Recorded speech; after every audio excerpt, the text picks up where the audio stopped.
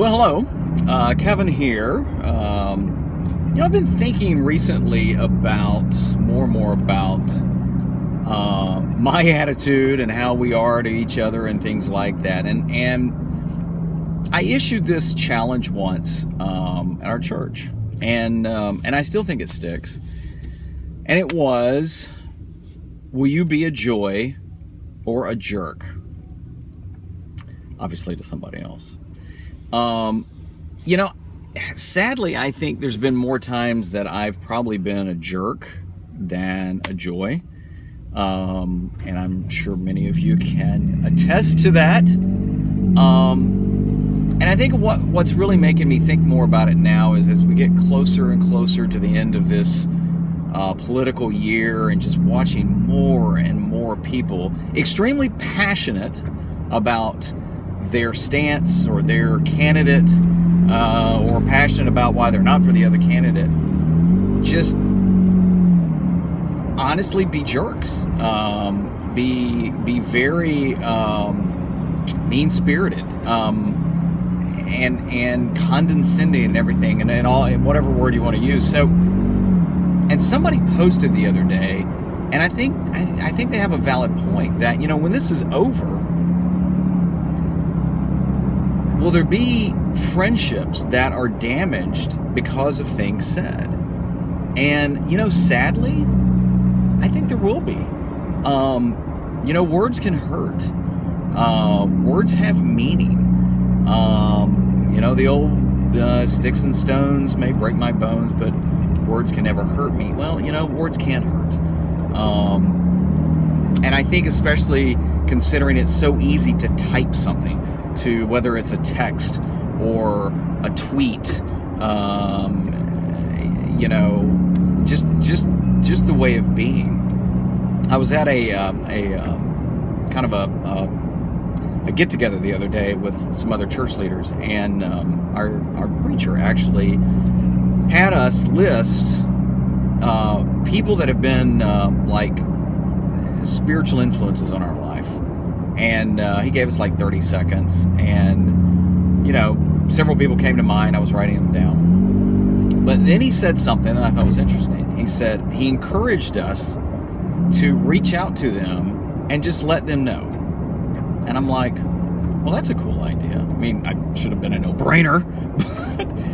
But I thought, and so I did that. I mean, 2 or 3 of the folks, I didn't know how to get in touch with them because it was years ago. But I did. And I thought, it didn't take me that long just to shoot a quick little note,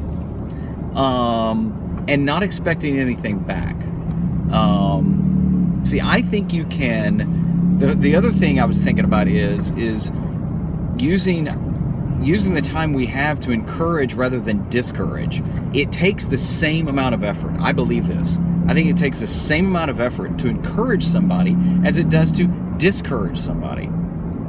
I mean, in a look, in ignoring somebody, and just being rude, and just not even, smiling at somebody. Those can all be discouragement to people, just to say thank you to somebody, to say, hey, I'm thinking about you, if you really are. Those can be great ways to encourage somebody and therefore be a joy and not a jerk. I have to challenge myself on this. I really do, because it is easy. My nature is probably more to come back at you rather than to let it go. And that's something I have to work on. But if we used every moment of every day, every opportunity to encourage rather than discourage, man, would that make a difference? And not even just to strangers, which I think it's actually easier sometimes, but to people we work with, people we run into, people we know, our family, our close friends, our surface friends. Just imagine the impact you can have on somebody's moment if you just are a joy, not a jerk, if you encourage rather than discourage. It's a choice either way. And it's not about the other person receiving it. It's about you giving it. I really, it is worrisome. Is that a word? Worrisome? It is worrisome. I'll use it. I like it. Worrisome. That of just the tone right now, it seems like, of speech. And and I hear people say we've become a divided nation. We've become just a nation just divisive. And I agree. But you know what? Here's the deal. This is my belief. I can't look at any other person and say that's the reason. I certainly can't look at any of the candidates, anybody in office or running to office. If we're divided and divisive, it's us. We're causing it. I'm causing it. You're causing it if you're in that conversation. How do we get around it? We stop looking at other folks and saying, well, you need to stop doing that, you need to stop doing that.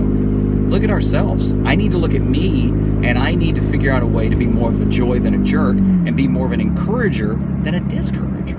In fact, if anything, it should just make us feel better.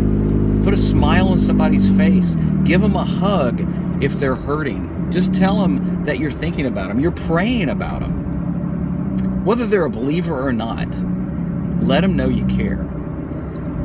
So my challenge is, if you haven't done this, just pick a person a day and say something encouraging. Make it real, but be a joy instead of a jerk, whether you know the people or not. And I think it's just going to make a world of difference.